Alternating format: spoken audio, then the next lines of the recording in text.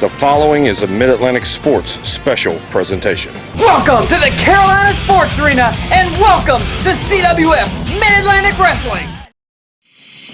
The Ultra Dragon, Aric Andrews, has been used as a pawn in this game by the Gemini Kid, and it's cost him his career. The Destiny, along with the Gemini Kid, have ended the 5-year commissionership of William L. Cross. You, on March 24th, will be commissioner for a day, and you can do whatever you want to the Kamakazi Kid. The Gemini Kid is going to be the commissioner for the night. You know me, the Antichrist of wrestling. Well, I'm going to crucify Kamakazi Kid.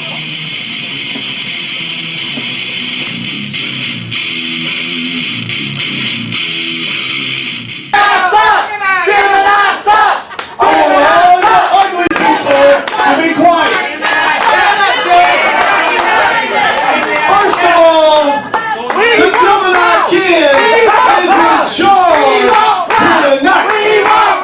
Thanks to Todd Dillinger.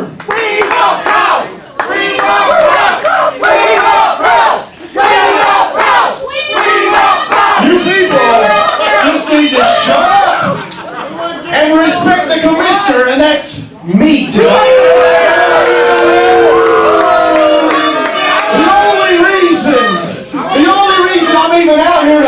The event tonight is because that Daniel, whatever his name is, the assistant that Cross hired, is worthless, and I told him just to take the night off, as I did with the referee Charles Richardson, who said that I tapped out last time, and I did not.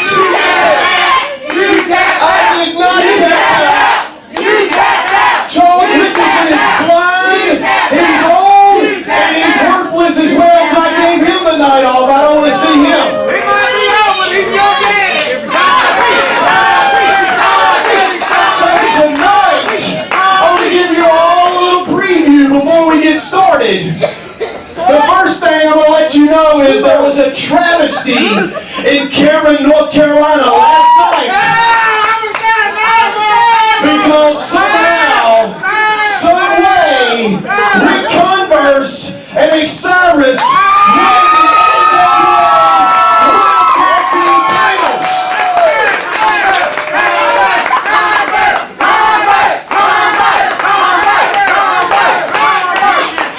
That is a travesty. And I know all you people are going to be disappointed by this because ex-commissioner William Cross said he would be here tonight with the new champs.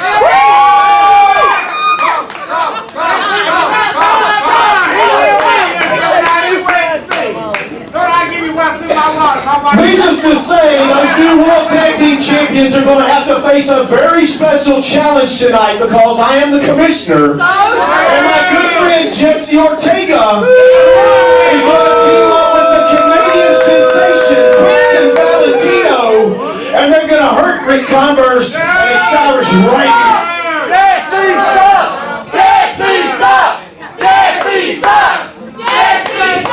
You know, you people make me sick. Also, Rob and Tank, those fake champions, they stole my belt from me and Jesse last time. I put them in action. They're going to have to defend the titles. Most importantly, my good friend and Destiny member, Simply Steve Greene, will be defending his TV title here tonight. And since Ty Dillinger's not going to be here, Ty Dillinger has picked someone very special to meet with Steve tonight, and let me tell you, very special.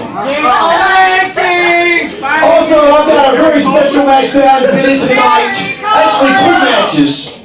One match is the Scramble for the Strap, where I'm going to bring out all these losers like Lee, Valiant, and Chris Collins, and Alex Adonis, and Crash Munkey, and then I'm going to put them in there with some real wrestlers, and the winner of that match is going to get the next TV title shot. And lastly, I need to speak about Todd Dillinger, why he's not here. You see, he's with Joey Sylvia, the AWA Mid-Atlantic Heavyweight Champion.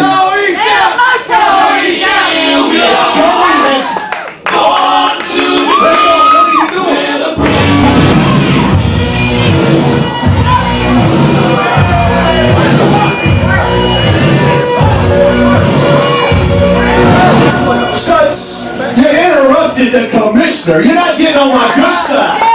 What I was trying to say is Ty Dillinger's not here tonight. Hold on. Because he's with Joey Sylvia defending the championship in Ahoskie, North Carolina, because there's no one left here in CWF that is even a valid challenger to Joey Sylvia. That's what I was trying to say. You didn't interrupt me, Steph. What are you doing? If I may, Mr. Commissioner, sir, you may not have noticed over the past 5 or so years, I tend to have a real big problem with authority. And I tend to have a real big problem with the people that run this place. I didn't like Cross. I've never particularly liked you. And I don't really like Dillinger that much anymore. Ty Dillinger is a great human being. He's a great... I'll fire Daniel, I'll fire Charles, I'll fire you next!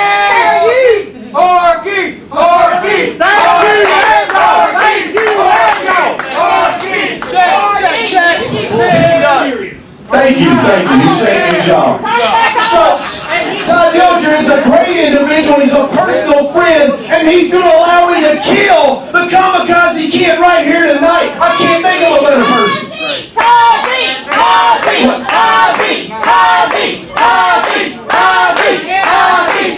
In case you think you're saying something that you're not saying, I don't really care anything about Kazi either. You don't care. My point is this. Ty Dillinger's on the charts tonight. You are. That's fine. Ric Converse and Xsiris are the World Tag Team Champions right now. McBride and Lawson are the Mid-Atlantic Tag Team Champions right now. So what you're telling me is that there are 2 major nationally or internationally recognized tag team championships being defended tonight, and my boys aren't good enough for either one of them. What you're telling me is that the contributions that we have made, which rather you or Cross or anybody else wants to admit it or not, the fact, and he's got the tapes to prove it, is I'm one of the ones that built this company. No, you did. And for the last 2 years, both of these boys have been 2 of the best hands in that locker room. So what I'm asking is, please, it's time for Flashback to get something out of this. I tell you what, Brad, you want something? You got a match. Run some guys out here, give them a match. You can open up the event. Now! That's what you get.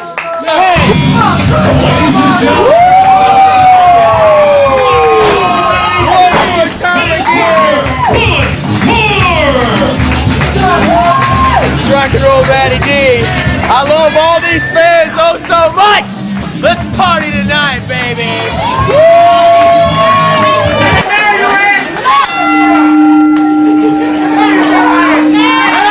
You have to love the enthusiasm of one rock and roll Matty D. I'm Greg Sawyer along with Randy Randolph Hedrick, set to bring you another exciting night of CWF Mid-Atlantic Wrestling, and the show, Randolph, that we are at, Kazi Must Die. Kazi Must Die. I mean, Gemini Kid, tonight's commissioner for the night, Commissioner Ty Dillinger, is not even at the building tonight. So, I mean, I guess it is all in the hands of Gemini, and we're seeing the opening match of Kazi Must Die, tag team action. Yes, and this tag team action is as a result of the commissioner for the night, Gemini Kid, because Brad Stutz came and got in the face of Gemini Kid, and I may not always agree with Brad Stutz, but he certainly does make a point on occasion. But right now, rock and roll Matty D is rocking all over the world of one Donnie Dollars. Well, you know, in the tag team world, the man that manages Donnie Dollars and a very handsome man, Mitch Connor, has every right to complain about not getting title shots because these 2 men have gelled into a powerful tag team. Well, Donnie Dollars just shoved Matty D off into his partner for the night, Lewis Moore, making his first ever CWF Mid-Atlantic appearance. And I tell you, he's probably not going to enjoy making his first appearance with Donnie Dollars dragging him into the ring like that and pounding away on the skull. Brad Stutz had a very good point. His team supposedly is the #1 contenders to the Mid-Atlantic Tag Team titles. But tonight, both the Mid-Atlantic Tag Team titles and the AWA World Tag Team titles are both on the line, and his men are not in either match. I I can't argue with that logic. No, he's got every right in the world. I don't often agree with Stutz, but he's got a legitimate gripe, and I just don't think, that it's going to fall on anything but deaf ears at this point. Right now, Lewis Moore is getting his head handed to him, courtesy of Donnie Dollars. Donnie Dollars known for taking apart his opponent, and right now, systematically, that looks like what he is beginning to do to this young Lewis Moore. We've seen Donnie Dollars emerge from rookie to veteran over the past several years in CWF Mid-Atlantic, and it's gotten to the point that if you're a rookie coming in for your very first night, Donnie Dollars is most definitely not the guy you want to be staring across from you. And honestly, neither is Mitch Connor, who is trying to make Lewis Moore bow to his sensei. Yeah, and I'm not so sure that a guy from Wisconsin knows what sensei means, but at least he pronounces it right. You'd think he was from Idaho.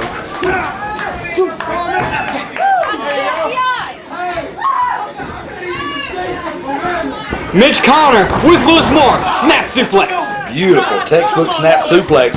Lewis Moore didn't have time to even feel the pain. He hit the canvas fast on that one. You're just in the wrong place. Mitch Connor tells him he's in the wrong place, and honestly, he's right. Lewis Moore is in the wrong. Dear God.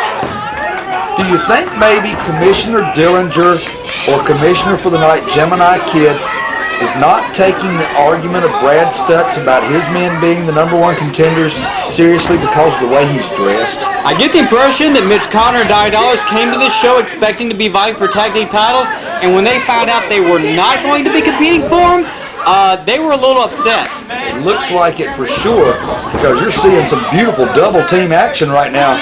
Connor and Dollars defying the referee. Referee Katie Kincaid assigned to this match. She's asking if they made the tag, and of course they're going to say they did. Of course, Matty D can do nothing but look on and watch this first-time partner get annihilated by Dollars and Mitch Connor. I'll tell you what, he has got to be feeling the pain right now. Dollars trying to end this when Matty D makes the save. Matty D has all the spirit and the heart and drive you want in a young up-and-comer. Matty D proved what he was made of over the last couple of years. In fact, it was just a couple months ago that he wrestled Joey Sylvia for the Mid-Atlantic Heavyweight title, and quite honestly, probably should have won that match. Right now, Lewis Moore rocketed into the far corner. Dollars coming in behind him, full body weight, full steam. Lewis Moore collapses. Lewis Moore is down and out at the feet of Donnie Dollars. Donnie Dollars just toying with this young man right now, and you got to wonder how much longer he's going to be able to keep this up, or even be able to fight back. Donnie Dollars applying body weight to the side of the head. Lewis Moore has had very few opportunities to even make a tag, but God knows he needs one right now. You need Jesus. No! Lewis Moore caught him! Belly to belly!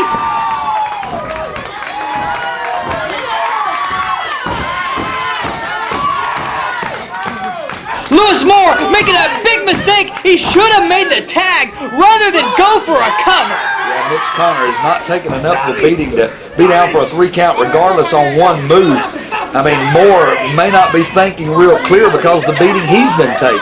Sure, it was impressive, and it was certainly effective, but you cannot follow up with the pin. You cannot be greedy. That is inexperience showing through. You have to make a beeline to your corner and make a tag. And I know Matty D, he's a happy individual. He respects anyone that teams with him, but that has to frustrate Matty D to some degree to have a partner that won't go for the tag when it's necessary. You think, how dangerous would a man like Rock and Roll Matty D be if he could actually find a mirror image of himself to become a tag team with? Yeah, I could not agree more, Randolph. Mitch Connor drives the knee into the side of the skull of Lewis Moore, where Dollars drops him. Holy cow, what an impact. Matty D, though, has had enough. He stood and watched long enough. Matty D, he's not just helping out. He's going to the top rope. Matty D perched on the top, going out to the floor. Oh, what a forearm. Connor waiting. Matty D is sprawled out on the concrete, and Lewis Moore, this may not be good for him at all. God. Big boot into the dragon suplex. Mitch Connor and Donnie Dollars have decimated Lewis Moore.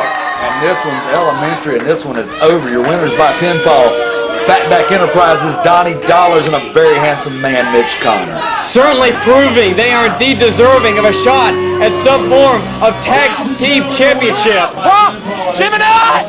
Ty! Who else we gotta beat? Who else we gotta beat?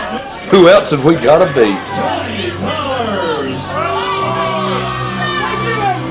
And a dejected and heartbroken Matty D can only look on it what could have been.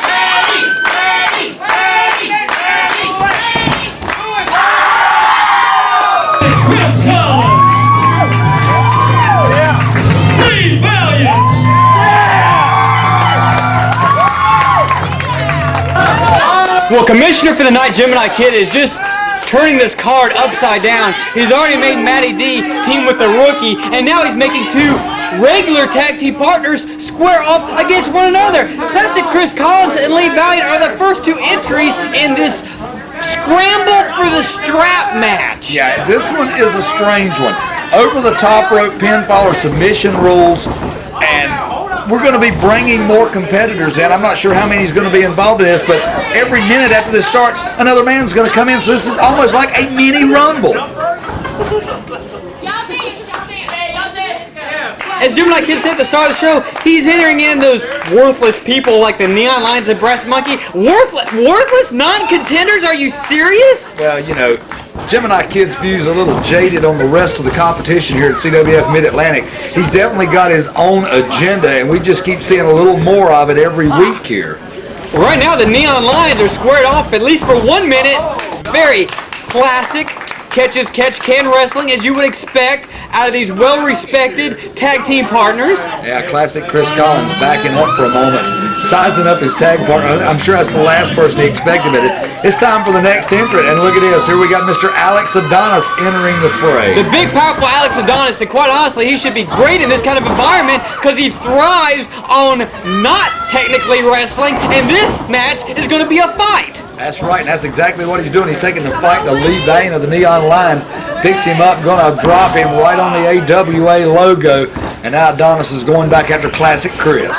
Classic Chris Collins back in the corner and getting annihilated by Adonis. His size and power could very well lead him to victory in this, but remember, a smaller man could stand a chance. It doesn't necessarily have to be pinfall or submission. It could be over the top rope as well. And I tell you what, Collins fighting back gamely right now, really taking it to the face of Adonis, kind of put the brakes on Adonis, and that momentum he hit the ring with, he's still pounding away in the corner. Neon Lions trying to do some double team action on Adonis as we're about to have our next entry come to the ring. Adonis getting a little bit on rubber leg street right here. As you see, Valiant and Collins doing a little double team on this. Well, we got a kick out though. Adonis survived it, and here comes number 4, Brass Monkey. Brass Monkey enters the battle. We've still got all 4 men involved. Nobody has been eliminated yet. It looked like a chop to the shoulder. He kind of rolled away from that one and took it on the arm. But right now, Adonis gets tossed in on top of Collins in the far corner. I like how all 4 men are generally fan favorites.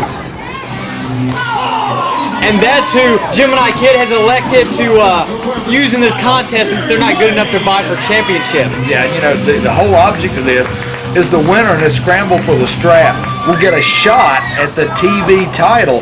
And I mean, this is right up Brass Monkey's alley, but he's having to fight his friends to do it. Well, number 5, Jerry Wayne has entered. We have one more left at number 6, and everyone goes immediately after the perfect smile. Jerry Wayne making a name for himself here in the Mid-Atlantic, as well as the Neon Lions, but Alex Adonis is taking the beating straight to the face of Lee Valiant over in the corner. Now he's going to pound on the midsection, and it's just a matter of time before we have another entrant enter this brawl, and a matter of time before we see someone eliminated. Yeah, we haven't had anyone eliminated yet, which is almost surprising. You'd think Alex Adonis would probably be tossing people out left and right, since over the top rope can be an elimination in this style match. Yeah, but as well as pinfall, he goes for the cover, only gets a 2 count.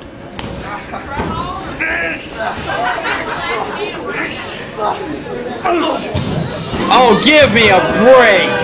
The final entry is Michael McAllister. Michael McAllister coming out in the most advantageous position, the last man in a Rumble format. And I mean, this is anything goes, over the top rope pinfall submission rules. And you got to wonder how much has been taken out of the men that are already in the ring as McAllister hits the ring area. Well, I think it's safe to say that this certainly was no random drawing. The one that's called the Prodigy, Michael McAllister gets the final entry. And you know, Gemini Kid tried to hand him that as a present. Nobody calls him the Prodigy except himself, Grant.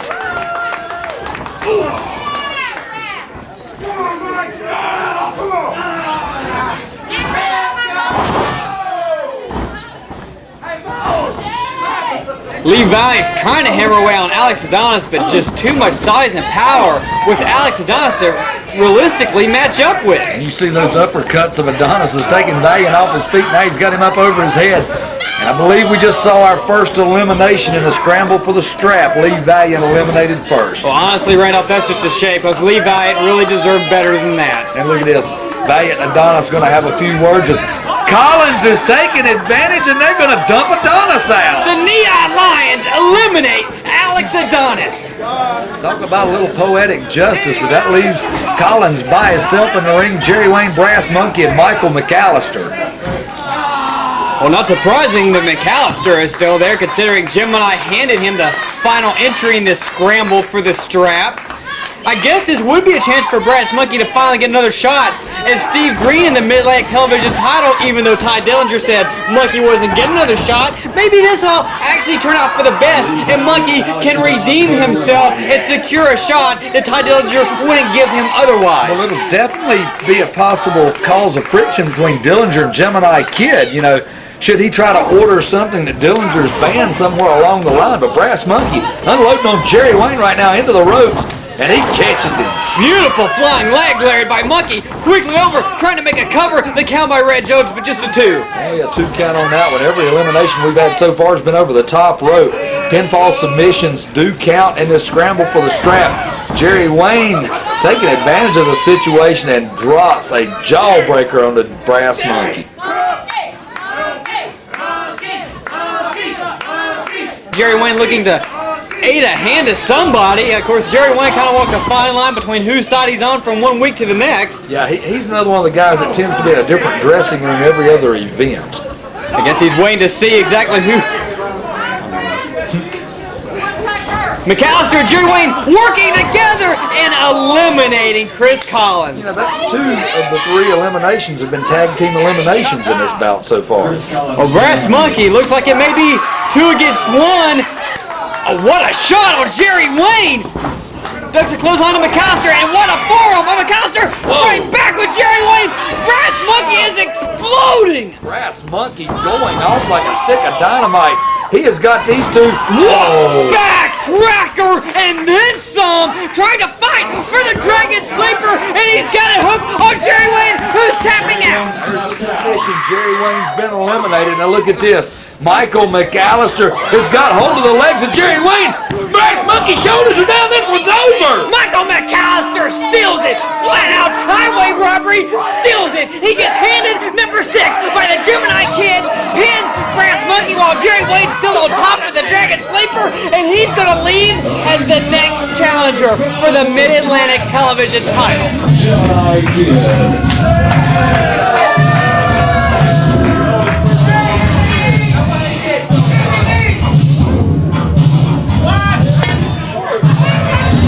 I was so rudely interrupted at the beginning of the night, but I didn't get to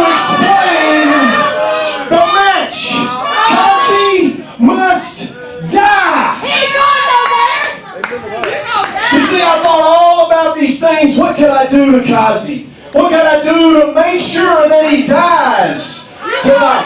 And you see, what I thought about doing was setting him on fire, shoving him down a sliding board full of razor blades, right into a barrel of gasoline. But they said that wasn't the match. So I had to think about it. You know, everybody knows how much I like things from Mexico, and I was at a birthday party, and I got to thinking, you know, what do they do at birthday parties? They have piñatas. And so I thought about it. A human piñata match. A human piñata match. I'm going to have all the wrestlers that I've handpicked. I'm going to give them a steel pipe. And then I'm going to take these handcuffs and I'm going to handcuff Kazi, arms behind his back, and we're going to beat him until his stuffing comes out. Oh my God! That's creepy, man. Because Kazi must die. I hate him. And I hate all you people that cheer for him. So what I'm going to do now is announce some participants in the human piñata match. Hey Bob, what are you doing?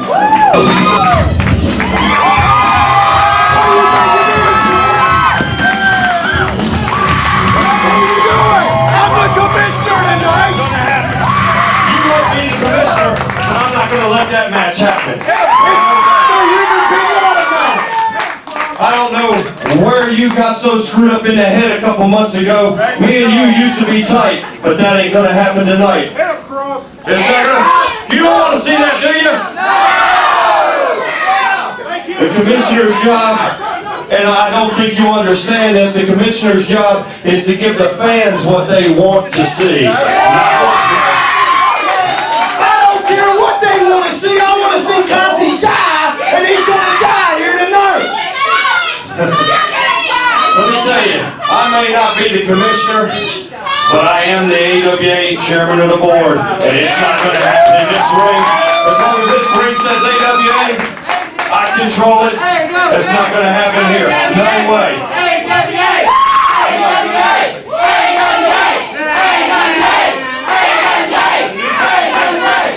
We got new tag team champions. We're going to celebrate tonight. It's not happening here. I don't care if you're the commissioner or not. Nobody's going to make that match happen here tonight.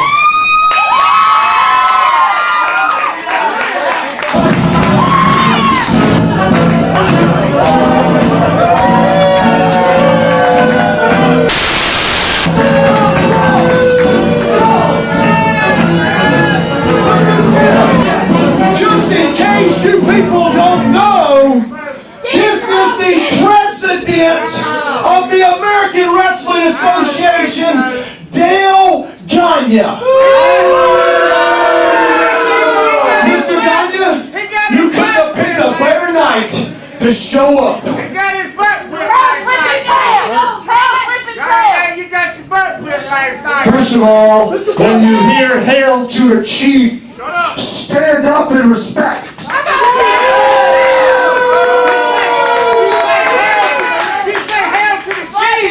You've done a great job, Trevor Lee. You and Ty Dillinger have done exactly as you were instructed. Right from my offices in Minneapolis, Minnesota. Unfortunately, like a bad habit, Cross keeps showing up. Can't get any wrinkle talking about you. But you may come out here and act like you're the big shot because you're the shit.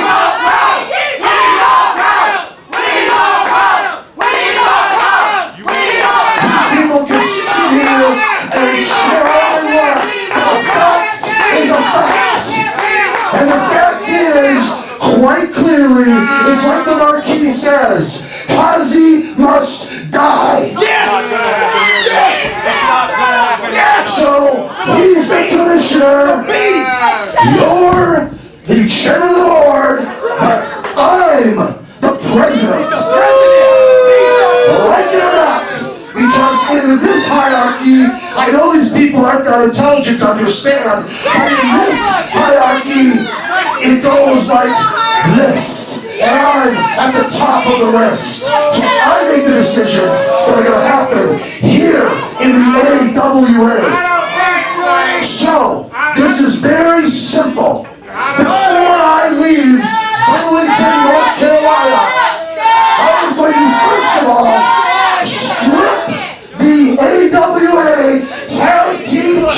championship from that loser, Ric Converse. Don't get in my face because I'll slap you myself. Xsiris can go back to Walmart and Converse can go cut someone else's hair because they're not going to represent my organization. Matter of fact, I am so damn sure that I'm leaving Burlington with those titles, bring them back to Minneapolis with me, that I would risk my very job. I'd risk me as the president of this company that will happen. Absolutely, Dale Gagne. Thank you so much for being out here. He will leave here tonight with those titles over my dead body. He's the president. You keep that right here. You can't talk to me like that. I'm telling you, I got the rest of the AWA board members behind me. We're tired of the way you're running things. So right here, right now, we're going to end it. Let's go ahead and do this one last time.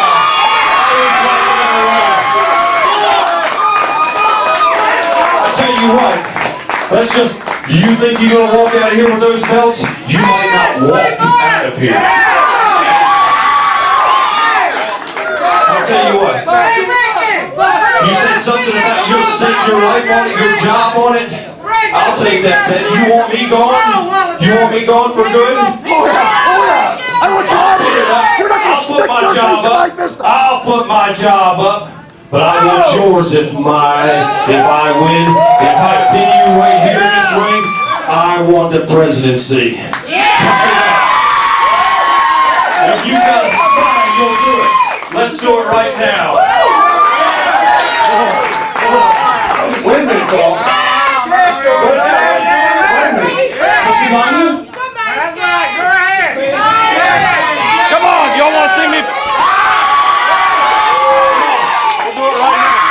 Put that damn coat back on and get your butt out of here. This is my ring, and don't you roll up your sleeves at me. Let's get a referee out here. Wait a minute. Get a referee out here. I am so sure that I'm leaving with stripping those two goofs, just like I did those other two goofs in December, that I'll put my presidency against the line to get rid of you. Because you're not going to come back. You're not going to come back in any ring that has that logo on it. You understand that? I'll take that bet. Come on. Come on, big boy. You want to do it? Yeah, come on. I am a professional. I'm not a wrestler. I know. That's in my favor. I'll tell you what. You're a punk. You know you don't, man. Come on. I just conferred with the commissioner, damn it. And I'll tell you what, Cross. You're not going to stick your finger in my face. You're not going to sit here and represent these slobs, these hicks from North Carolina. What you're going to do is you're going to find a guy back there, and I could care less who it is. Wait a minute. You're saying that I can have your job if I pick anybody back there? Anybody? Yeah. Is that what you're saying? Yeah, that's what I'm saying. You get your man ready. I'll get my man ready. Because I know you couldn't get it done. My man's the Kamakazi Kid. Wait, boss. Kazi's in the pinata match. No, he's not. He said anybody. He's the president. He rules, right? Kazi's my man. He's my representative. You get your man ready. You get your man ready. You're out of here tonight. Everybody can hear.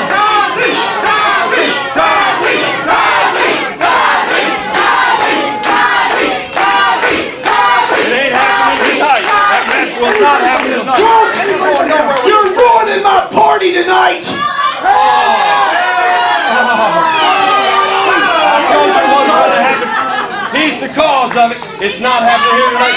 Kazi's my representative. You bring your man. I'll tell you what, Cross. You think you're pulling a fast one on me? Well, Ty Dillinger wants fair and equal treatment here, and I'm going to be fair and equal. We need a special referee for this match, and the referee is going to be me. So that's the way it's going to be, Cross. Your job against his job with me as the ref. You haven't been able to take him out so far. I don't even think you can count to 3. Get your ready.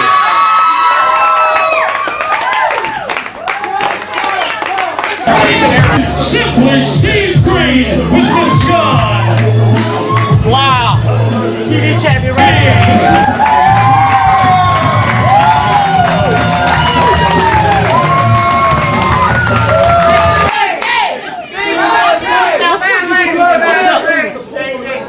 You can forfeit the match tonight, and I'll hook you up with something like this. Or you can get beat anyway and go home with a fat hog like that right there.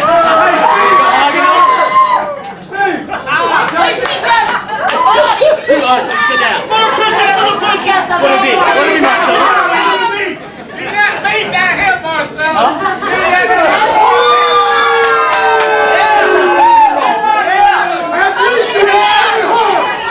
Say Marcellus. Something like that or something like this? Marcellus, you don't want that. Either way, you're not going to have the TV title tomorrow.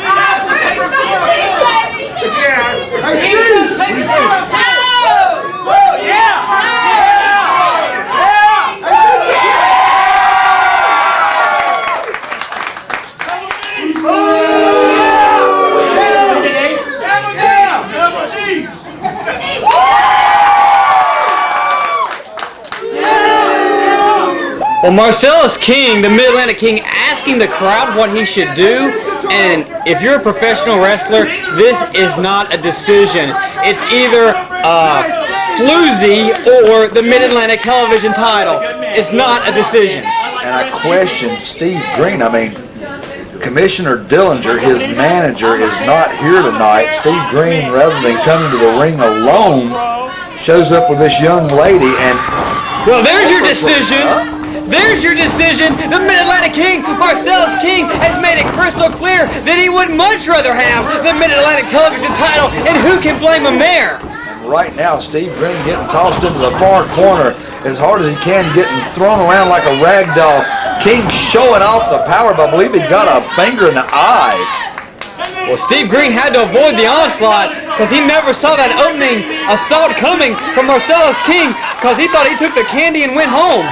And right now, look at this, Steve Greene outside the ring reclaiming Miss Yan here. You got to wonder what exactly she's going to do. Oh, wait a minute. Greene's trying to escort her out, and King has got hold of Greene on the floor.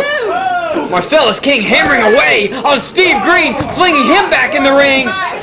And Steve Greene's going to be on the ropes again, but no, shot in from behind as Marcellus King tried to come in the ring, and now Steve Greene on top trying to choke the life out of Marcellus. Steve Greene going back to one of his favorite offensive moves, and that's a blatant chokehold in front of a referee. You got to wonder how much Katie Kincaid's going to take of that tonight. Right now, Steve Greene depositing the skull of the Mid-Atlantic King right back into the corner turnbuckle. Marcellus King hits the turnbuckle hard, and Steve Greene, shark-smelling blood with the knee lift on Marcellus.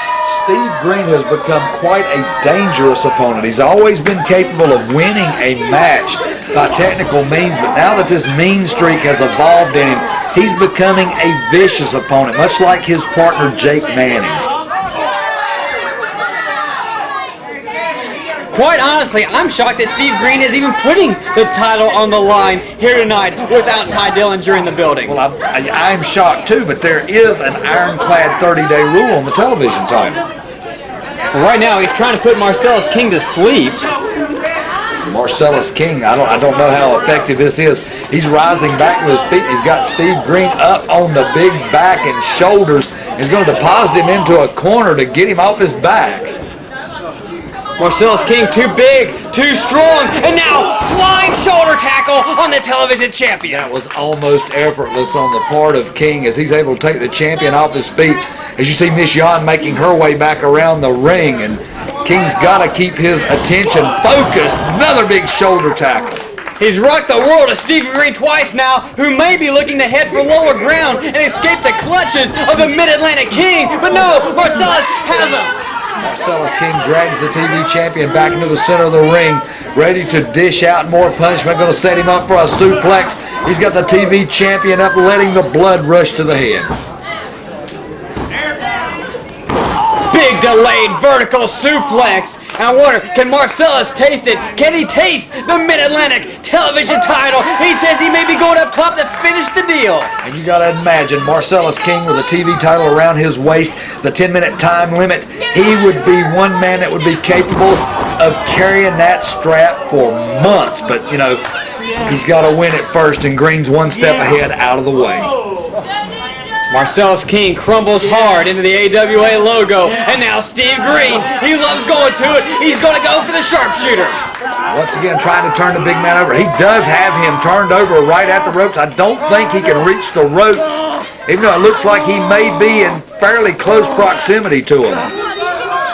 Steve Greene reaching back. Steve Greene, although as big as Marcellus King is, Steve Greene is just about in as good a shape as anyone on the entire CWF roster. His upper body strength is realistically second to none. And I tell you what, the incredible Steve Greene, incredible specimen.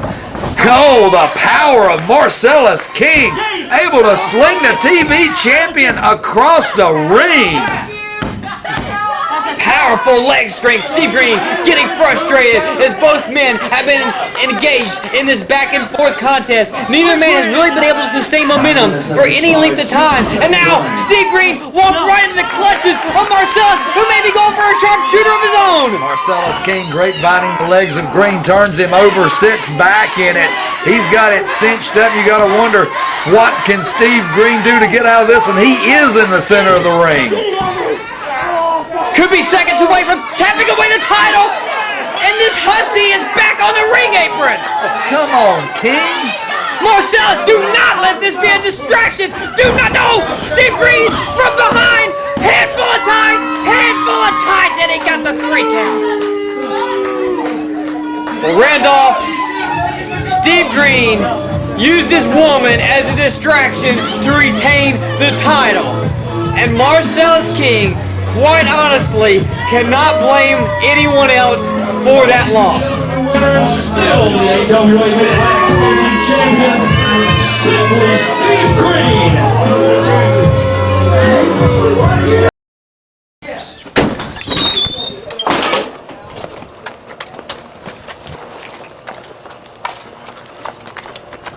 Yamaha. What's going on? What's going on? What was that? You were 1 second away from winning the Mid-Atlantic title. What was that? The Yamaha I know doesn't quit. You're a quitter now? What's going on? Well, I'll tell you what that was. You, the CWF, Fatback Enterprises. You know what? Stutzy, wrestling. Sick of this.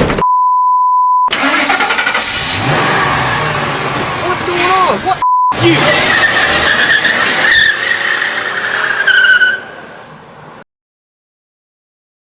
Welcome your challengers at this time.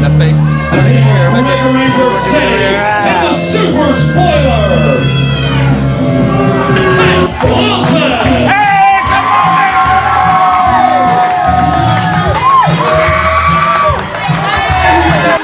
Well, the Mid-Atlantic Tag Team titles are on the line again, and McBride has a hold of the schnauzer of one Gregory Vercetti. Vercetti's Italian schnoz in the hands of Boogie, and the referee calls for the break and backs it up herself. Yeah, Vercetti may have just gotten a break, and now Camel clutch on one of Sheik Lumpkin's men. Look at this, Tank Lawson leapfrogs both to intercept the Super Spoiler. And he quagmires the posterior of Gregory Vercetti.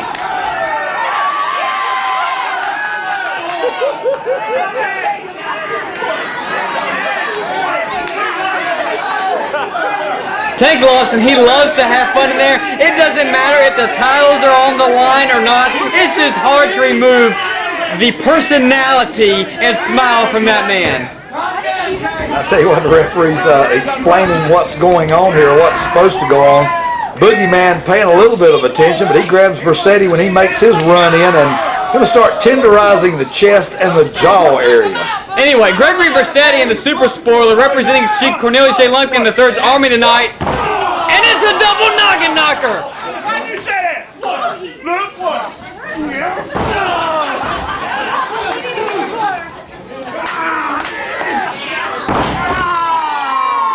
Vercetti lands hard in center ring and quickly makes attack to Super Spoiler, who runs into a drop toe hold, courtesy of Tank Lawson. Elbow smash by McBride. Are the tag team champions in full effect tonight or what? And I tell you what, you see your challengers rolling out of the ring, trying to break the momentum. Try as they might. I mean, they've got to have some kind of game plan because these champions have a tendency not to just roll over.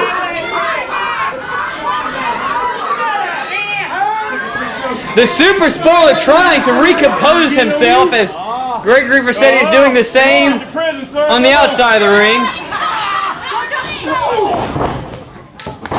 Super Spoiler and Tank Lawson. Spoiler able to get the upper hand, runs into Lawson, the immovable object, going to come off the ropes and hit him again. Lawson staggered, Super Spoiler staggered. Lawson ducks the clothesline. Up and over goes Super Spoiler, and how often do you see Super Spoiler leave his feet like that? Another testament of Tank Lawson truly being the strongest man in the Mid-Atlantic. Yeah, Lawson cocked his arm back for a clothesline, and Spoiler made his way to lower ground. Spoiler still the legal man, climbing back through the ropes now. Gregory Vercetti and Super Spoiler have not been on the same side very often at all. They are trying to take back the tag team titles for Sheik Lumpkin, who is still in search for his first championship in his camp. And there is no man he would like to take a title off of more than Tank Lawson, the first man to ever turn his back on Lumpkin a year ago. And you would think the way gas prices are today that the financial backers of Lumpkin would be able to do something, expect a little more results for their money that they're investing, because how long are they going to just continually funneling money to the U.S. to Lumpkin if he's not going to bring them what they want?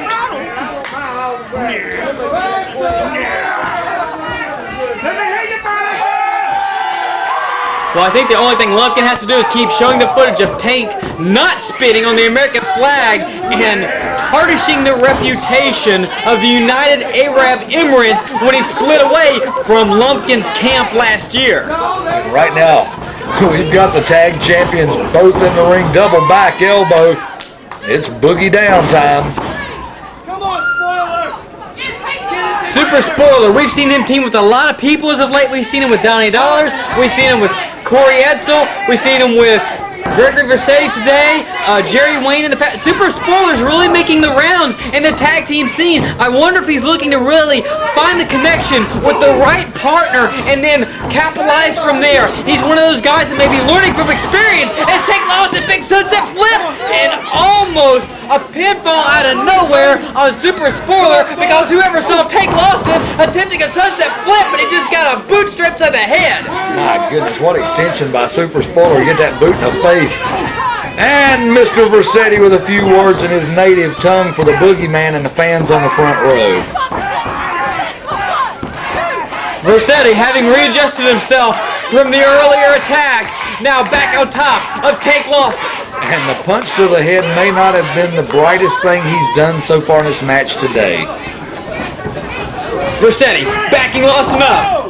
Easy reversal for the powerhouse Tank Lawson. And Vercetti, so smart, so aware of his surroundings, drop kicks Lawson right in the knee. Lawson down, crumpled in pain. Vercetti working away on the knee now. He's going to try to pick him up. And I'm thinking you don't want Lawson on his feet, but then that just sets him up to work on the knee even more. It was just the last time we were at the Carolina Sports Arena. We saw Rod McBride incur a lot of damage on the knee. In fact, I'm willing to say it's probably not even 100% as we speak right now. Oh my goodness, Super Spoiler Gregory Vercetti make a wish, and Tank Lawson's wish did not come true. Now Spoiler's got the leg, the ankle draped across the ropes, dropping full body weight across it. Spoiler around the 300-pound mark, bringing all that weight across the knee of Tank Lawson, and no matter how strong Tank Lawson is, that will incapacitate a man. Right now, Vercetti taking his shots at Lawson. Looks like he had something in that bag there. And Lawson's down. Super Spoiler's on top for the cover. The referee's down, only able to get a 2 count. Tank Lawson showing a lot of perseverance. The schedule of both Lawson and McBride here lately have been second to none as far as trying to defend the tag team titles all over the Mid-Atlantic. Sooner or later, their luck could quite possibly run out due to the schedule they're enduring. But right now, big power slam by Tank Lawson, and this could be his opportunity to make a tag to McBride. Yes, it is! McBride, the legal man, he comes rushing in, grabs the face of Vercetti, backs him into the ropes, and sets him sailing. Big chop right to the chest of Vercetti. Vercetti down, Boogeyman picks him back up, sets him up for a big suplex, got him standing vertical in the air, drops him right across the AWA logo in the center of the ring.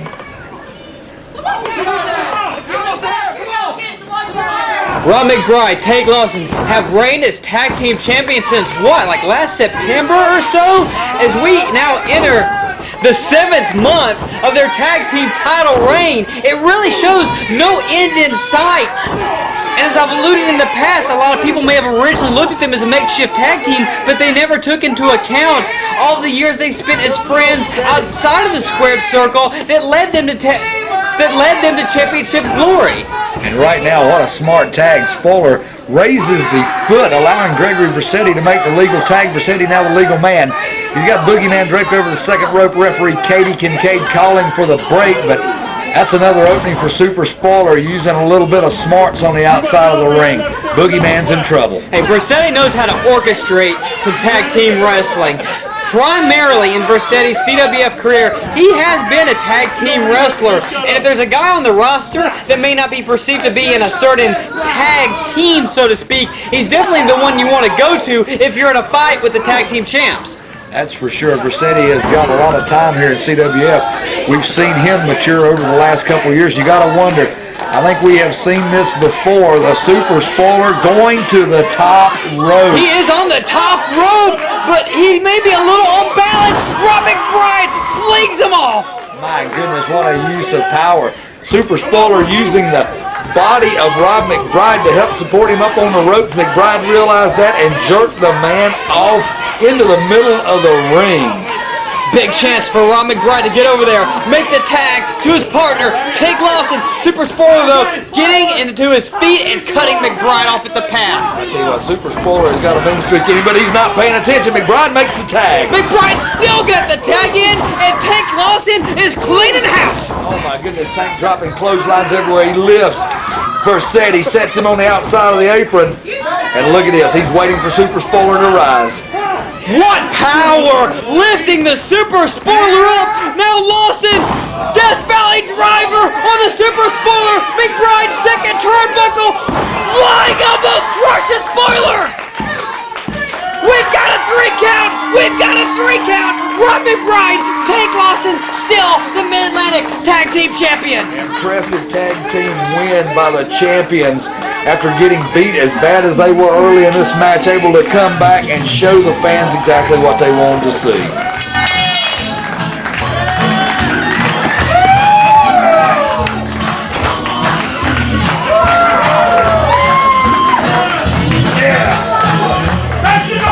Ladies and gentlemen, the winners are still the AWA Mid-Atlantic Tag Team Champs by pinfall.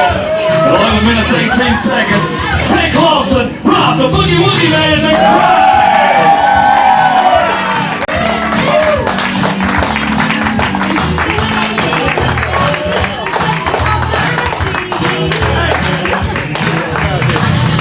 And the Canadian sensation, it's showtime!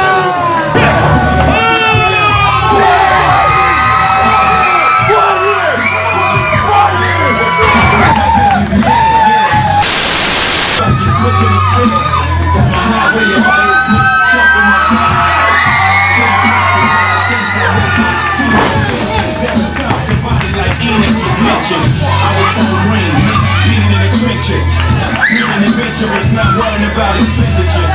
I'm waving temperatures, no zero, no hero, no fall getter.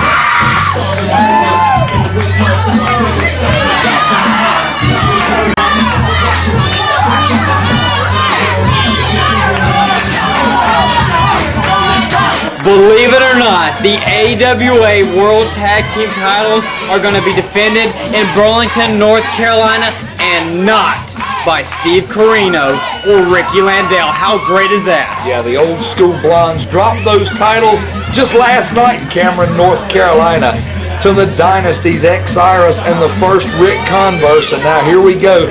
They're putting the titles on the line against El Fuego, Jesse Ortega, and the Canadian sensation, Quinson Valentino. I think it's such a great story, Randolph, because as much as the AWA tried to screw Ric Converse and Xsiris out of their individual championships, the world and the light heavyweight, it only took one night of magic in Cameron, North Carolina, and Ric Converse and Xsiris are AWA world champions again. It may be a different title, but they're still together, and Ortega and Quincy just got a cheap shot in.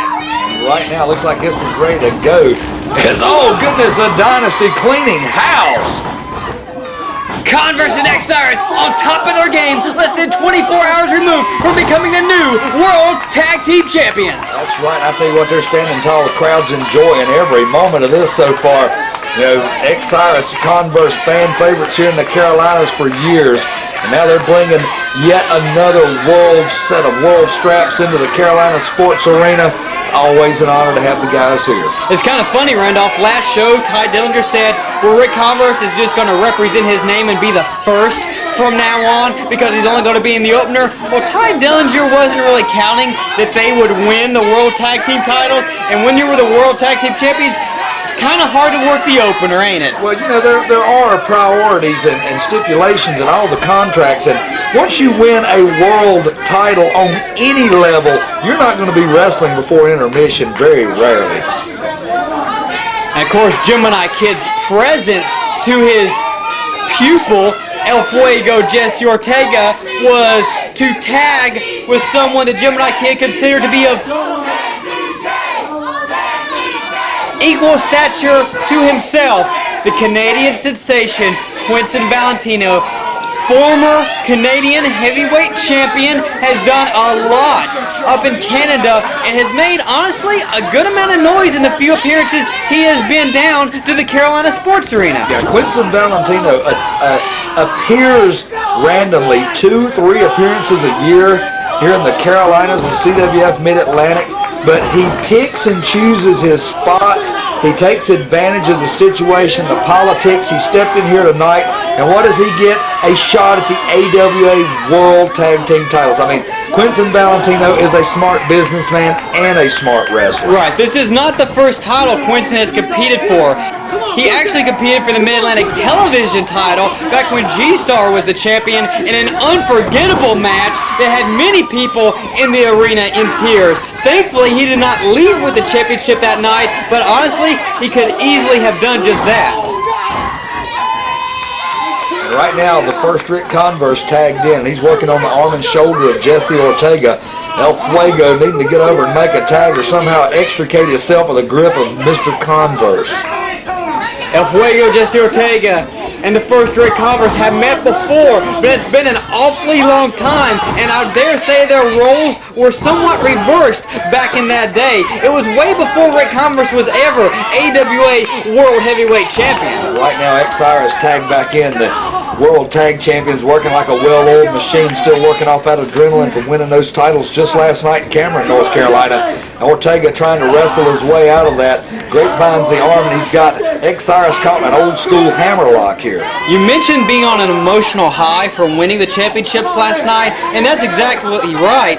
But on the same aspects, are the champions more tired than the challengers? I mean, the champions are coming off a grueling contest last night. Are they actually fresh enough to make their first title defense less than 24 hours later? Well, I know this isn't exactly what we normally talk about on here, but you know Mr. Converse and Mr. Xsiris, they're both pretty much known as revelers, and they had a reason to go out reveling last night. So, I mean, so far they're looking pretty sharp. Doesn't seem to be having a lot of ill effects on them. Certainly not at all, but I do wonder if this match were to go past, say, the 15-minute mark, 20-minute mark, Converse and Xsiris, tremendous physical condition, but with the activities of last night, possibly come back to haunt them later on. Well, that's always possible. Quincy Valentino, the intense competitor he is, legal man in, and he's doing everything he can to leave a mark on Xsiris.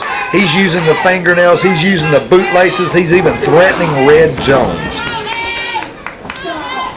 Of course, according to Ty Dillinger, at the last show, Xsiris and Ric Converse were never supposed to team again. Regardless, the Dynasty was never supposed to be a faction. But with the AWA World Tag Team titles being at stake at a show that was outside of Ty Dillinger's jurisdiction, he had no control over it.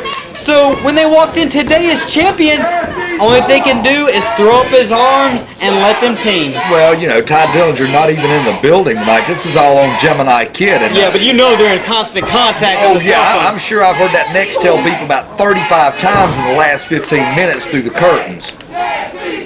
And Gemini Kid would like to do nothing more than to hand his prized pupil the AWA World Tag Team titles on the very night that he himself, the Gemini Kid, is commissioner. That's right, and look at this. Xsiris being hung in the tree of woe by Ortega. Ortega tags in Valentino, goes over and takes a swipe at Converse and gets the referee's back turned. What? Quincy just flung his own partner straight into Xsiris. What a vicious shot. Quincy Valentino always been a little more than vicious. Look at this. Oh, God, Randolph, that's a good way to break your neck right there. Xsiris unmoving in the corner, hanging upside down, and referee Red Jones is attending to Ric Converse. Well, Xsiris has had neck problems in the past, much like Converse, and that kind of maneuver could end it all if anything goes the slightest bit awry. Right now, Quincy Valentino, he's showing us why he's been a Canadian champion, why he's a competitor for titles everywhere he goes. This big man is trying to manhandle the World Tag Team Champions. There's one man that can absorb a lot of punishment. It is certainly Xsiris. And Quincy now, full steam ahead, runs right into that uppercut by Xsiris. Xsiris is waiting on him, catches him with a big flying knee out of the corner. But instead of making the rookie mistake of going for a cover, he looked over to his corner. But unfortunately, Valentino was waiting on him. Valentino was dazed, but still had enough presence of mind to cut Xsiris off at the pass, and now hammering away on the former light heavyweight champion and current tag team champion. And look at this, picks him up, deposits him on the canvas, positions him, and he's got a word for the fans, drops an elbow, nobody home. Quincy going to the well again, and once again no one's home. And for the third time, he does not learn his lesson. Xsiris escapes all 3 times, and now out on the apron. 3 strikes, you're out. I know Canada isn't a big bastion of baseball, but look at this. Hurricane Rana springboard by Xsiris, making the tag to the first Ric Converse, who meets Ortega, middle of the ring, duking it out with El Fuego.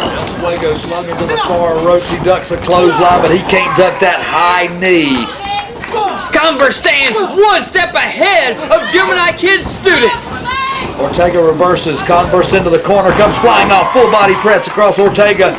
Only a 2 count before Valentino's able to come in and make the break. Well, it was certainly picture perfect, but unfortunately, Valentino was there to prevent a 3 count and now illegally attacking Converse. Yeah, Valentino taking advantage of the situation. He backs Converse into the corner, slings him to the far corner, comes rushing him after him, drops a knee into the breadbasket of Converse. Now he pulls him out, and he's going to snap that often injured neck of Converse.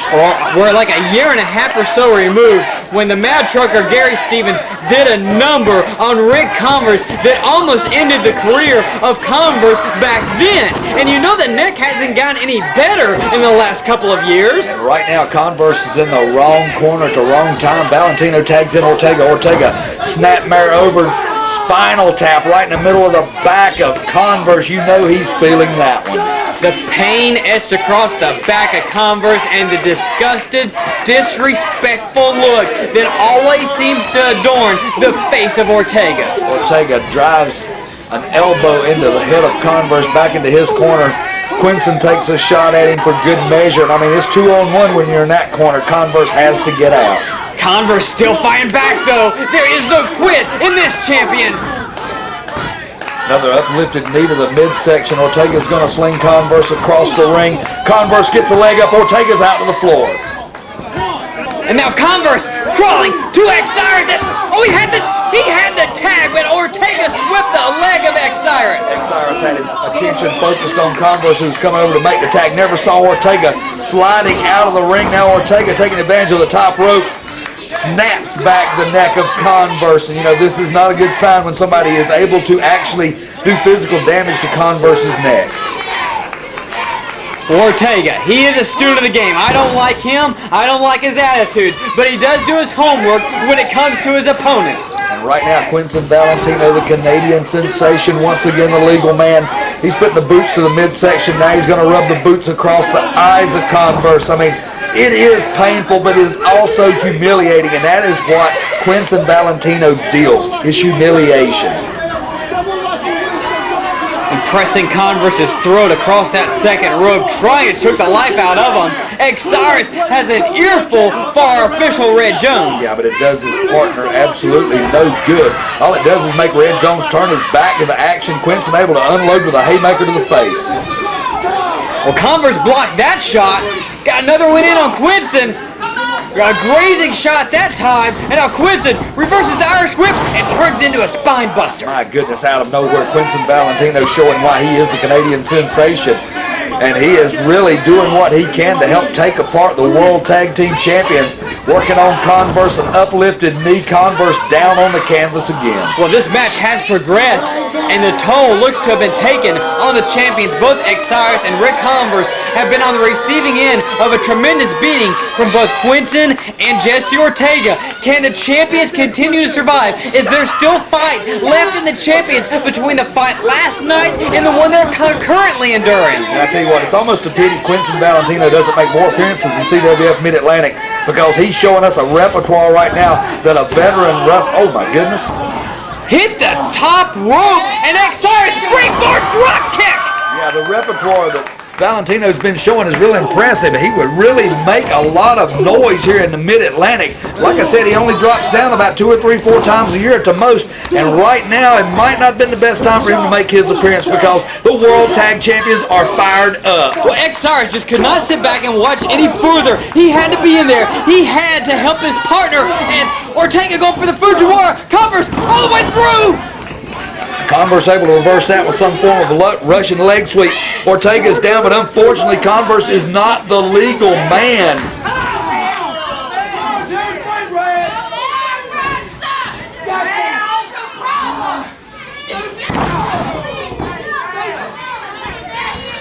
I'm completely lost track as to who the actual legal man is. I think Red Jones appears to know. He seems to be hesitant making the count of certain combination. But regardless, all 4 men are in the ring, and Xsiris just caught Quinton coming in, inverted Russian leg sweep.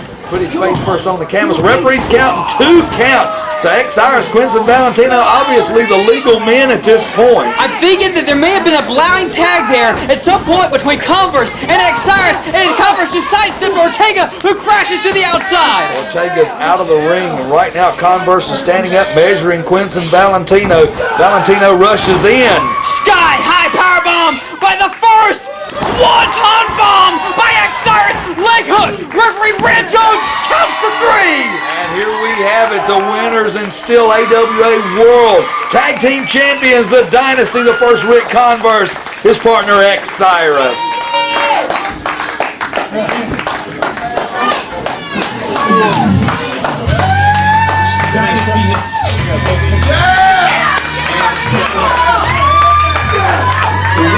Ladies and gentlemen, your winners by pinfall, 12 minutes 41 seconds. The AWA World Tag Champions, Xsiris, and the first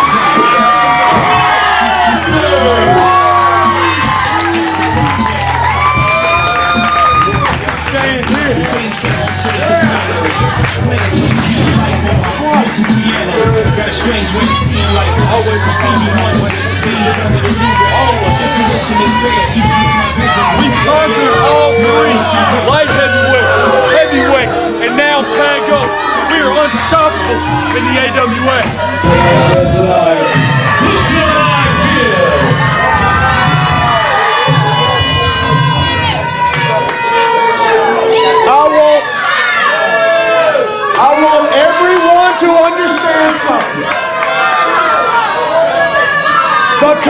commissioner, oh wait a minute, that's me. The commissioner has sent all the other referees gone. They're gone. There will not be another referee that comes out here for this match. The only way it will end is if I count a 3 count. There will be no other finish. Nobody's going to cheat and rip us off. It's going to be the end of Kazi. It's going to be the end of the cross right here tonight because I'm fair and equal.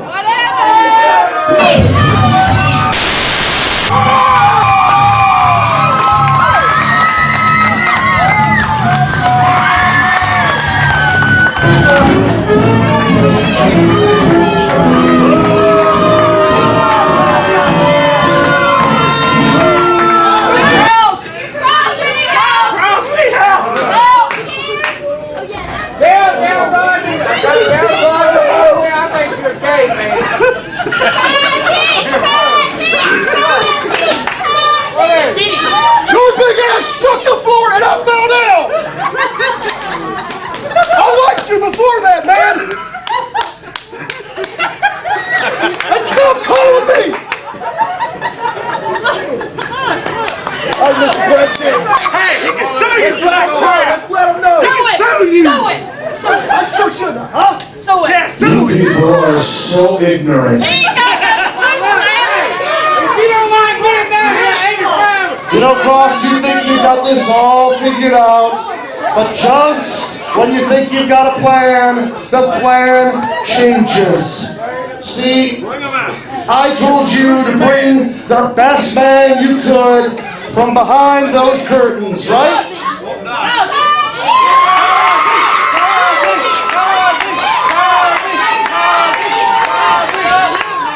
You can cheer for Kazi until you're blue in the face, but tonight, Kazi must die!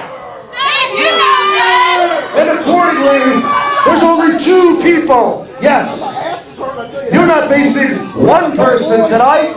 You're facing 2 people tonight. So I handpicked the only 2 people on the planet that I can trust. And that is, first of all, he is a former AWA World Champion. He is a former AWA Light Heavyweight Champion, and he's the Vice President of the AWA. Ladies and gentlemen, along with the trademark of excellence, Ricky Landau, the illustrious Johnny Stewart.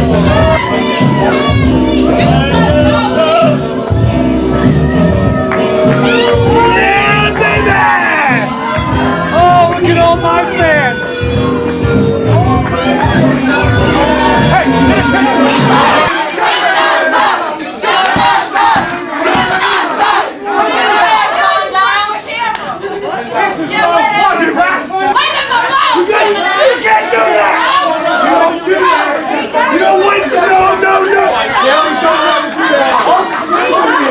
That's the only towel I have tonight.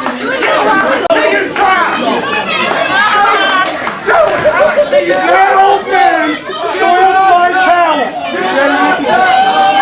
I'm ready, let's go. Come on,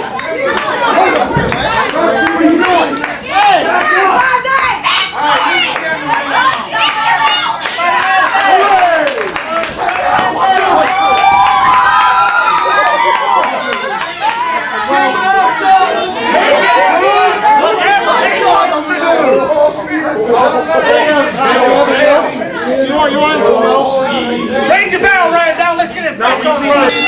We'll round off 1 match. It all comes down to 1 match. And there is no question about who these fans are firmly behind in this contest. But much like we saw the last time at the CSA, the Kamakazi Kid, as well as not Commissioner, but William L. Cross have their backs against the wall. Yeah, William Cross is no longer the commissioner of CWF Mid-Atlantic, but regardless, he is still the chairman of the board of directors at AWA, and he has put that on the line tonight against AWA President Del Gagne, and this was, we thought was going to be one-on-one. Gagne's done pulled a swerve and brought a tag team out to face Kazi, but then again, he's got a lot more to lose with the presidency of the AWA on the line. Yes, indeed.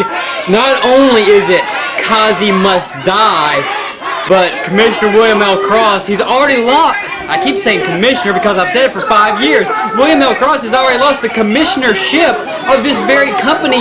What if he loses his position with the AWA as well? But you've got to admit, if he loses his position with the AWA, that I wouldn't be surprised if a year from tonight you'd come to the Carolina Sports Arena and this place wouldn't be as full as it is right now. I think that's a very fine statement because William L. Cross has as much to do with the formation and the growth of this promotion as any wrestler that has ever stepped through the ropes. And if it's not bad enough, the Kamakazi Kid is wrestling a handicap match against Ricky Landell, who's more than a formidable opponent, and this Johnny Stewart guy.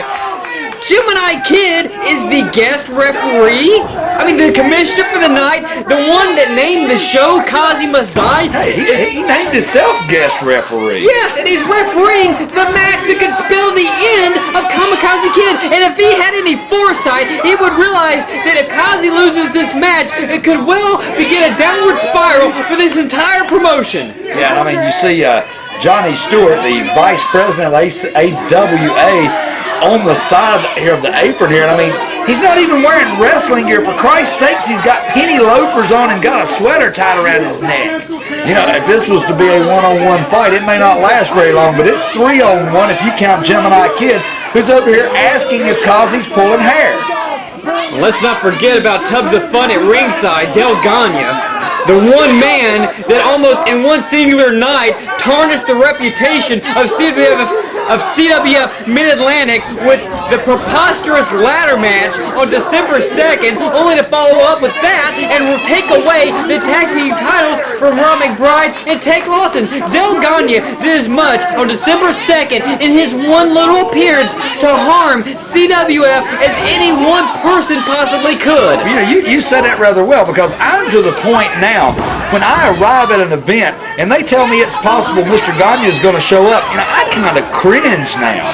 Oh, I just about want to get in the car and go back home. I'll tell you what, this Johnny Stewart standing up here mouthing off at the fans at ringside, I'm not sure what he's going to be capable of doing, especially dressed like he is, because he's going to have eyes in the back of his head to make this one work tonight. William L. Cross can do nothing but look on, and of course, God willing, if Kazi can somehow win this match, Cross will become the new president of the AWA. Del Gagne will lose his position, and it will indeed be the dawning of a new day in the AWA. And this is really political. I'll probably be getting another nasty letter about this one sent certified next week, but I, for one, wouldn't be too objectionable to seeing a change. I certainly would not, and if I could actually be a little more verbal than what you even were, if the AWA continues to be managed by Del Gagne, you can pretty much flush those 3 letters down the toilet. If you want it to survive and prosper like CWF did, you look towards the future, and the future is William L. Cross. Gemini Kid, good gosh, this right here is the wild card that really upsets me the most, even though it is 2-on-1. Nice 5 count, Gemini, real nice. Blatant double teaming, and no one can do a thing about it. Look at this! Cross climbing up on the apron, turning the attention of the referee away, which he wasn't paying attention to the blatant double team across the ring anyway. Well, if you want fans to riot, this is a good start to it.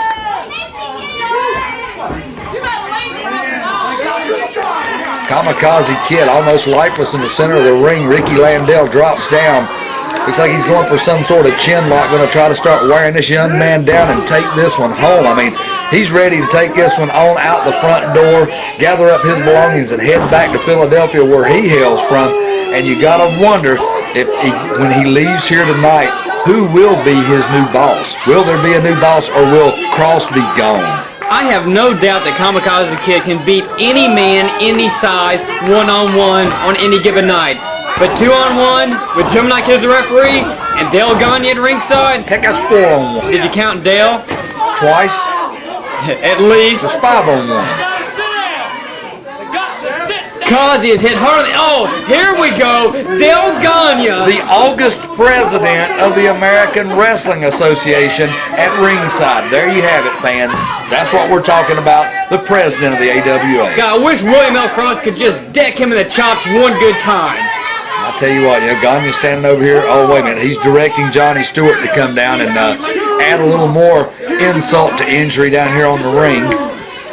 Oh, wait a minute. He's helping Kazi up? Yeah, I was going to say, Kazi was about a half a second away from plastering Johnny Stewart square in the face. And look at that. Johnny Stewart's worried about his tie getting wrinkled. Yeah, Kazi will make you worry about that tie.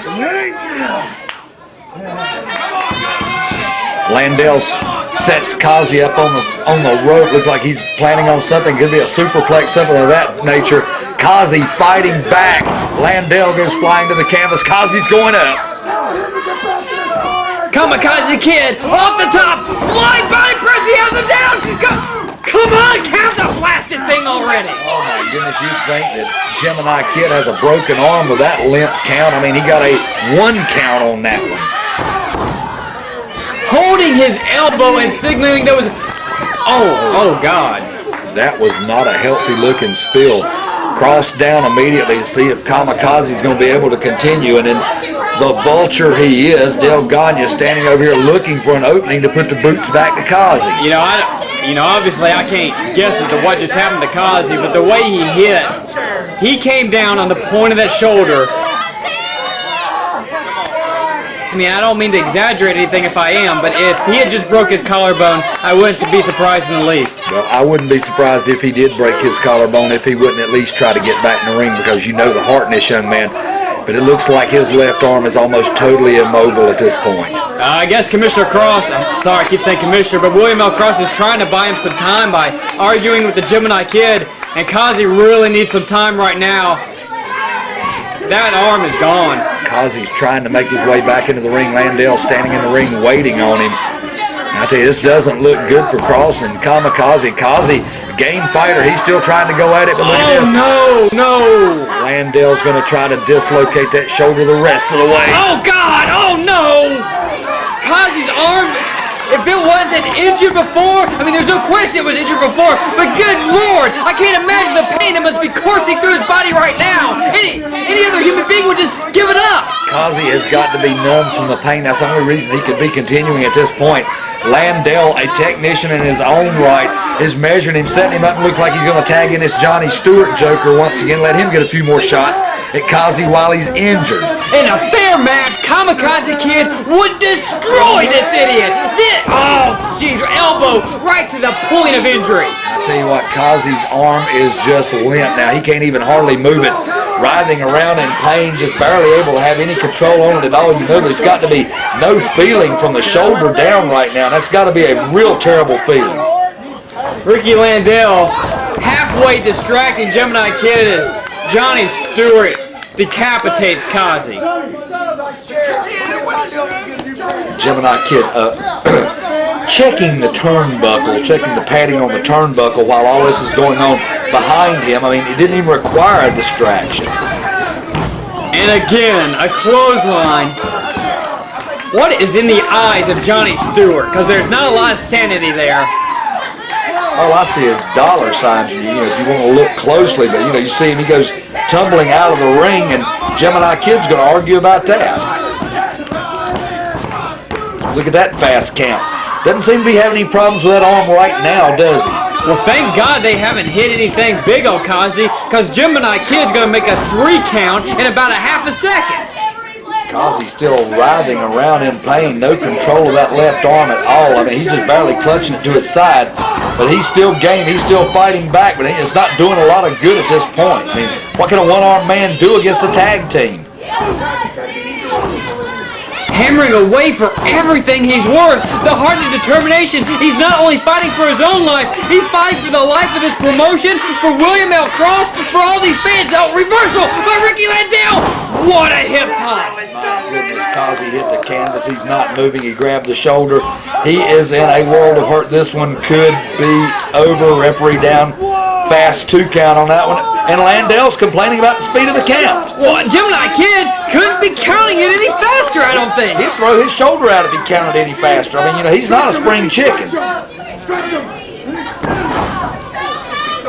It was our last show here.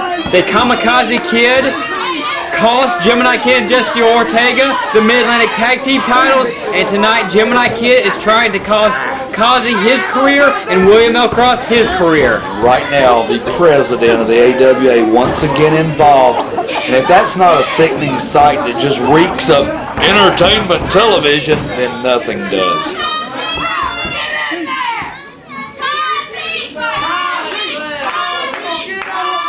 Ricky Landell stalking our fallen warrior, the one man whose hopes ride on his very shoulders, and one of those shoulders could be broken. Right now, Kazi's still fighting back from his knees. Look at this, a stomp to the toes, a roundhouse right, another roundhouse. Kazi's getting a little bit going here. It looks like he's got his wind back. He's going to sling Landell into the ropes and beat him with a flying boot. Kazi didn't get quite as high as he normally would with that kick. I think he's just trying to fight through the pain, and he's doing a pretty good job of it. Oh my goodness, Landell down he goes for the cover, and Gemini finally moseys over to the area of the pinfall event and almost makes a 1 count. We'll never get a 3 count at that rate, Randolph, never. I tell you what, Landell's got to be knowing it. Fisherman suplex rolls him over. Referee down, the fastest 1 count on the planet. Kazi is making a concerted effort to kick out at 1 because a 1 count by a normal referee equates to Gemini Kid's 3 counts. Well, that is when it's Kazi's shoulders that's down. Landell driving the face of Kazi right into the penny loafer. The Vice President Johnny Stewart tagging him in. Kazi falls out to the concrete, and it looks like Stewart's going to follow. Johnny Stewart going for it. He's trying to get a chair from one of our ringsiders here, Randolph. The ringsiders know what those chairs cost, and they don't give them up very easily. And Ricky Landell nonchalantly distracting Gemini Del Gagna is aiding Johnny Stewart and choking out Kazi with a chair. Man, that's got to be a 400-pound weight advantage for Johnny Stewart and Gagna against Kazi over here, and then add the steel chair to it. I mean, I think Cross may be seeing his reign with the AWA coming to a close here. This doesn't look good for Cross. Oh, the head of Kazi snapping back. It may have actually bounced off against the ring there. Johnny Stewart's going to pick Kazi up, toss him back between the 3rd and the 2nd rope into the ring. And I tell you what, that thing's not looking good for Kazi. The fact he is still even in this match, amazing on its own, the punishment he's taking to that one arm. I mean, he's reaching over to Cross, but Cross is not a part of this battle. There's nothing he can do but cheer him on from ringside. There are very few spots left in this entire country that treat professional wrestling as a sport instead of a business, and Del Gagna is one of those businessmen that want to destroy the purity of what pro wrestling can truly be, and hopefully that will not occur here in the CSA, which is in the heart of Mid-Atlantic Wrestling. I'll tell you what, Kamakazi Kid right now, as long as he has been able to maintain this battle, as long as he's been able to keep coming back, and here we got a reversal. Kazi sends Landell into the corner and over. He blocks that 1 shot and hammers shoulder. Exactly, hammers down on the injured shoulder of Kazi. Landell off the top. Kazi catches it. Kazi's seen that one coming, goes over for the cover. And look at this, Gemini Kid almost come over and almost made a count. Kazi is never going to win the match at this rate. And Gemini even said he sent all the other officials home. Yeah, all the other officials did leave. I don't even know if they all got showers before they left tonight. Kamakazi Kid still gamely going at Ricky Landell. You got to think, I mean, you would think that Kazi's best chance would be against Johnny Stewart. But Stewart's picked and chose his spots in this match have been pretty darn effective, which we really didn't expect to see. You can see how heartbroken William L. Cross is, because he knows Kazi is never going to have a fair chance at this as long as Gemini Kid is the referee. I know it, and I tell you what, Gemini Kid has offered more than once to go ahead and disqualify Kazi for putting his hands on him. And now look at this, Gemini Kid's got his hands on Kazi. Well, could it be any more blatant? Now he's just holding them for Stewart and Landell. Oh my goodness, Kazi ducked under. Stewart and Landell nailed a Gemini Kid, and now Kazi hammering away on Stewart. Stewart down. Gemini Kid on the outside. And look at this. Kazi's got hold of Ricky Landell, tosses him right into the midsection of Gemini, rolls him over, tries to get a pinning. Oh my goodness, we've got no referee in the ring. Well, Cross is counted to 5, but Gemini Kid is sprawled out on the concrete. Gemini Kid got a little what was coming to him, our commissioner for the night and referee for the main event. Look at this. Johnny Stewart's got the shoe off again. He's got it in his hand. Could we have a more worthless official? Johnny Stewart now with the shoe positioning for Kazi, but no! He nails Landell instead! Wow, now I've got to ask a question. Could we have more of a worthless AWA vice president? It's Gregory by Kazi. Johnny Stewart is down, but so is Gemini! Look at this, Kazi. I don't think he's going out. I think he's going up. We know it. The rarefied air of the CSA is about to see Arik Kazi. Kazi splashes down on Stewart! Wait a minute, referee back. Yeah, another slow count. 2. No, Cross! Cross made him hit 3! There's the bell. It's over. The fans are on their feet as Commissioner William L. Cross is not a commissioner.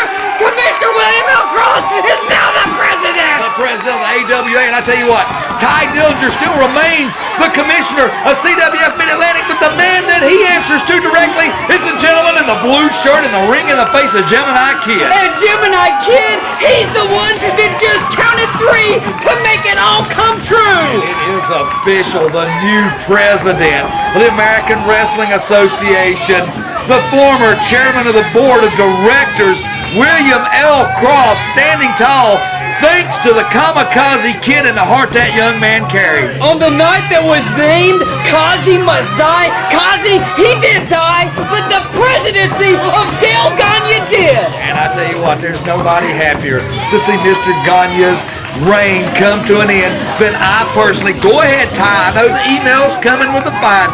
You go right on ahead. I'm going to say what I want even if I'm not here next week. But right now, look at this.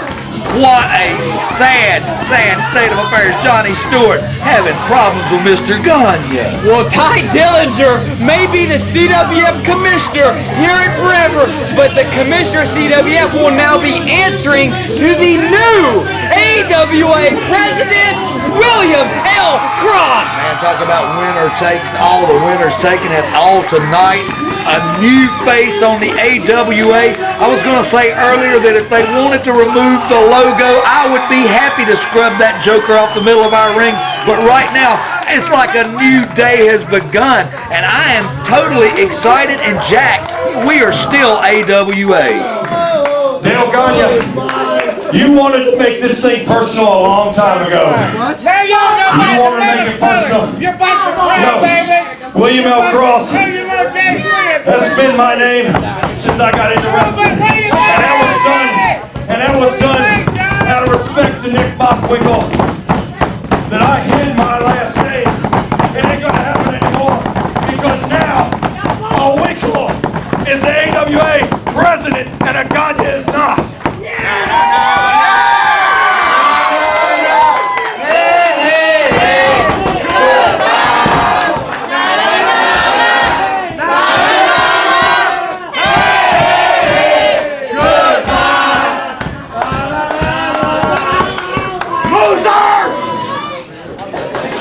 Well, after the events of the past month, thank God that we have something like this, a shining light towards the future. I am Grant Sawyer, along with Randy Randolph Hendrick. And this is CWF Mid-Atlantic. We're where the world comes for their professional wrestling.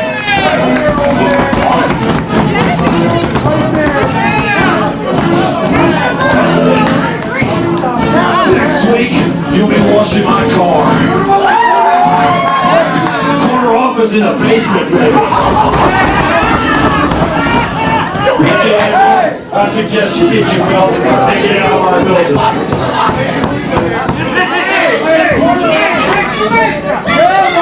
You loser! You loser! Get out of my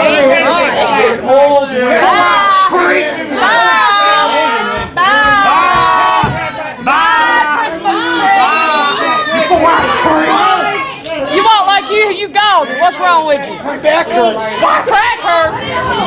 We ain't respect nobody, boys. Cross.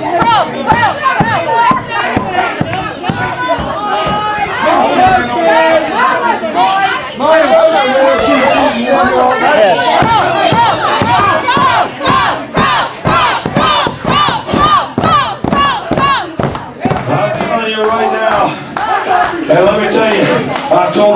people this through the years. Get the hell out of my building.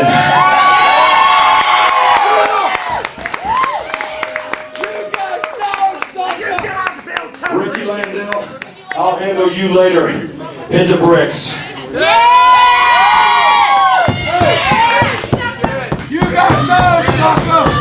I'm telling you. It's been since 1959 that Aganya has ruled the AWA, but no more. Because now a Winkle does. I'm telling you, get out of my ring. I'm not going to ask you again.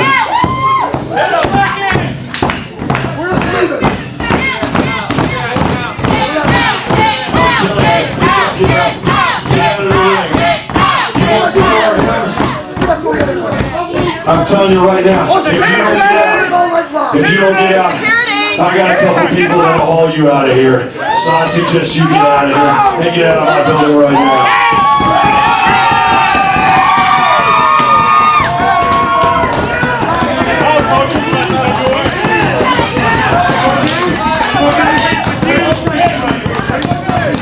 Get out of my building.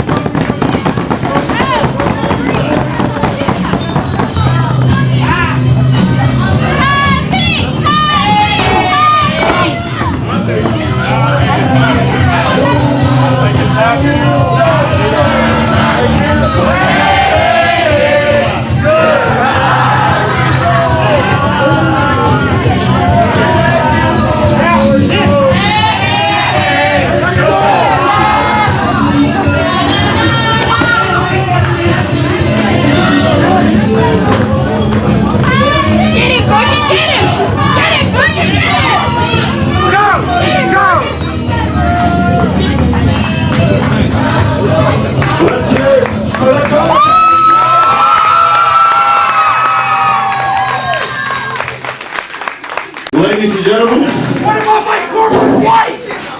My corporate wife is gone. take your corporate wife and get the hell out of my building. I've always wanted it.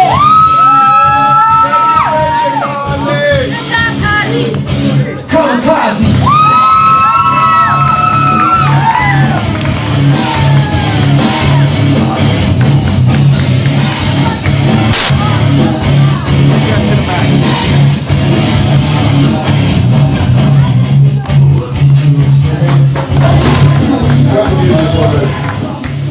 I got one more thing to say.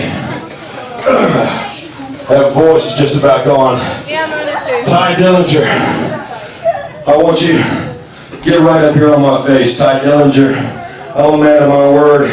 You are still the commissioner here, but I'm the president. And I seem to remember a little line from a Who song, the British rock band, that says, "Meet the new boss."